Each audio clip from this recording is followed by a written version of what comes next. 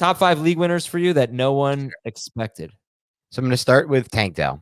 Tank Dell's the one I want to start with here for a multitude of reasons. First of all, shout out Jacob Gibbs. I just called him Gibbs because I said sometimes I do that. You know the Keith thing where I never said Keith, and for some reason you guys tried to say I said Keith, even though I definitely said Heath, but it rolled off the tongue weird. And I do that sometimes when I'm too fast to go from one word to the next. Like when I cursed last week, but also you still can't say that was an actual curse. And no, you still can't say Devon Achan. Like earlier today, you were Devin Achan. So you never get both names. I say Devon Achan. You definitely do not say Devon Achan. We'll check the tape. You know those commercials where they throw the challenge flag? I would love to do that. You got that. Okay. Well, Tank Dell's going to make the list for me. Shout out Jacob Gibbs. He joined the 30-30 club, which Gibbs talks about 30 with a 36% target share and a 9% are air yardage share. I think when it comes down to Tank Dell, for me, I look at him as a player whose film at Houston was unbelievable. He won at all 3 levels, which is rare. About 3 to 5 receivers I watch every draft class win at all 3 levels. What do I mean by that? I mean he wins on the immediate routes, the quick slants, the quick outs, the quick in-breaking routes, the stuff designed around the line of scrimmage. He wins on the intermediate level, the deep ins, the digs, the deep outs, and then he wins on the vertical plane as well, creating separation.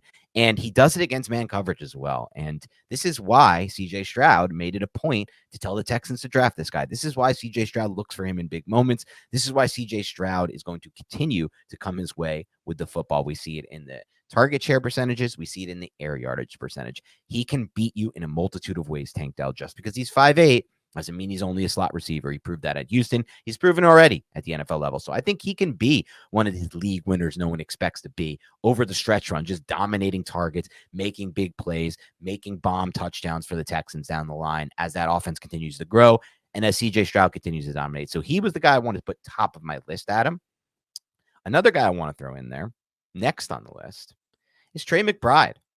Okay, Trey McBride on a per route basis, and this is a Jacob Gibbs stat, so I am going to try Jacob Gibbs impression part 2.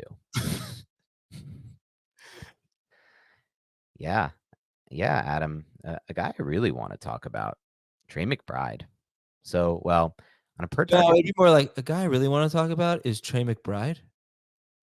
The guy I really want to talk about is Trey McBride. I'm curious if you guys are seeing this, starting to dig in some really, really interesting numbers on Trey McBride. Yeah. That was keep going. Trey McBride has been as good as any tight end in the NFL in 2023. Routes run, 246 for Travis Kelce, 174 for Trey McBride. Target per route run rate. How about this one?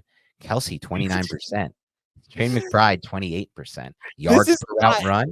This is if you somehow if your soul went into the body of Jacob Gibbs. This is not a Jacob Gibbs impression. No, it's not. I didn't watch enough tape. But target per route run rate for Travis Kelce, 29%, 28% McBride. Yards per route run. McBride is pacing with Travis Kelce with 2.40 versus 2.43. This dude is somehow the focal point of the passing game. We thought maybe earlier in the year it was Josh Dobbs. We thought maybe that. No, this is the new system in Arizona, and it operates through its tight end. We saw it with Zach Ertz. We're seeing it now with Trey McBride, who offers more juice and more toward the passing game than Zach Ertz can at this point in his career.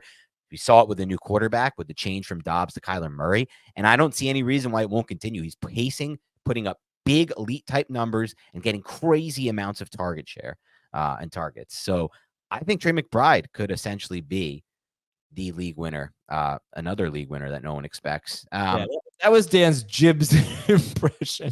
All right, listen, go a little faster here because I still have to get my 5 in. Okay, and 3 is going to be Javonte Williams. We talked about him a lot on last week's Beyond the Box Score. Very excited to see where he goes tonight in this game against the Bills, against the defense that plays a lot of too high. But just think about this. His avoided tackle rate splits were 13% in the first 4 games and 23% since returning from that injury he had midseason. And that just kind of shows where he's evolving into. So I think he can be it. And then David Montgomery, throw my boy in there. David, I mean, look at him, Adam. It breaks off a long touchdown run. I don't know, but I heard in week 5 Beyond the Box Score about 5 weeks ago from Adam, he can't break off the big long touchdown run. Without stepping out of bounds. He didn't step out of bounds. He was in. He didn't. He did not. No, good for him. I don't know if he's going to be a league winner because he doesn't catch any passes and isn't the predetermined goal line guy anymore. So it seems, But no, he's going to be worth starting. We'll be ranking him in our next big topic. And who's your last guy? And the last guy for me, somebody you brought up a little bit earlier, but Jonathan Taylor. I mean, maybe you don't call it unexpected, but it's pretty much being unexpected considering where people have just felt about him for the last 2 months. And he dominates the backfield in week 10, 23 of 24 rush attempts. This is according to Jacob Gibbs, 89% snap rate, 79% route participation rate. That's the part that really excites me. They're really getting him involved as a receiver in this new offense with Shane Steichen. So, and that's been something that's kind of been trending toward in the right direction all of his career at the NFL level. After I think he received I think he had 13 total receptions at Wisconsin or something, an insanely low number there. My 5 are, say it with me, Dan, Devon Achane. Devon Achane. He's going to be a league winner. Okay. Michael Pittman. His 6 games that he's played with Gardner Minshew, he has a 31% target share. And Pittman's 17-game pace, and he's not good yardage on the catches, but his 17-game pace is 125 catches, just under 1,300 yards and 6 touchdowns on almost 11 targets, about 10.5 targets per game. So Pittman is, he has had a very tough schedule recently.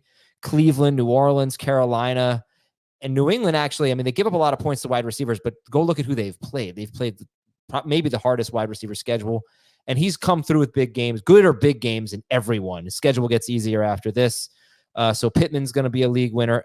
My only concern is that they get super run heavy, which they want to do, but they have some tougher opponents on there. I don't know that they'll be able to.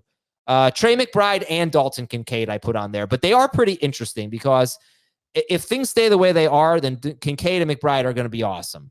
But Dawson Knox and Zach Ertz are eligible to return in week 12.